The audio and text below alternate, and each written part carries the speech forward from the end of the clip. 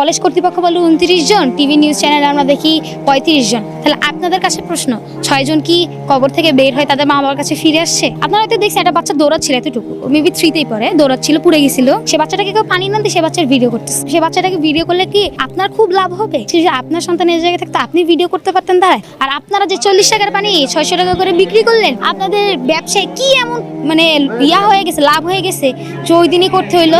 তাদেরকে বলেন যারা আহত নিহত হয়েছে, যারা মারা গেছে তাদেরকে 10 কোটি টাকা করে দেওয়া হচ্ছে, আর যারা পুড়ে গেছে তাদেরকে 1 কোটি টাকা করে দেওয়া হচ্ছে। তাদের বাচ্চাকে এখানে পুড়ে তারপরে যাইতে বলুন, ওখানে এমনি টাকা দিয়ে দিবে, সরকার টাকা দিয়ে দিবে। আপনারা এটা কাজ করেন।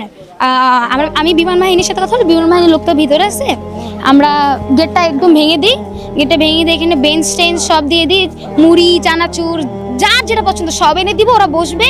বিমান বাহিনী বলবো আরেকটা প্লেন ক্র্যাশ করেন, ভিতরে আমরা শিক্ষার্থী রাখতেছি, আপনারা এবার দেখেন ছোট বাচ্চাদেরকে নিয়ে কেমন লাগে।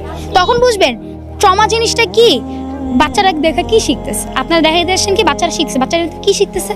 কয়েকজন বললো যে আমাদের বাচ্চারা শিখতেছে, কি শিখতেছে? এনে শিখার কি আছে? জামাত শিবির বিএনপির লোকজন এখানে আইসা, আর ভাই এখন কি এখানে হাত দেখানোর সময় আছে? তুমি কি দেখাইতেছো যে হ্যাঁ আমি শোক জানাইতেছি? এখানে তো এগুলো দেখানোর সময় না। আপনারা সাইড দেন, আপনারা সরা আগে বাচ্চাগুলোকে বাঁচান, তারপর আপনার পরিদর্শন করতে আসেন। কিন্তু ওই দিনই কেন পরিদর্শন করতে হবে? আর এখন কি যে পরিদর্শন? এখানে কি পার্ক খুলে রাখছেন আপনারা? আমরা কি পার্ক খুলে রাখছি?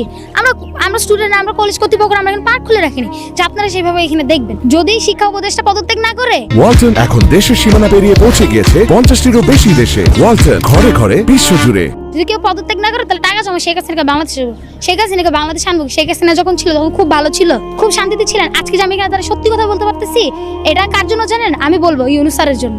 আজকে শেখ হাসিনা থাকলে আমার মুখ থেকে সত্যি কথা বাইরে হলো, দেখতে একটু আমার বুকে গুলি।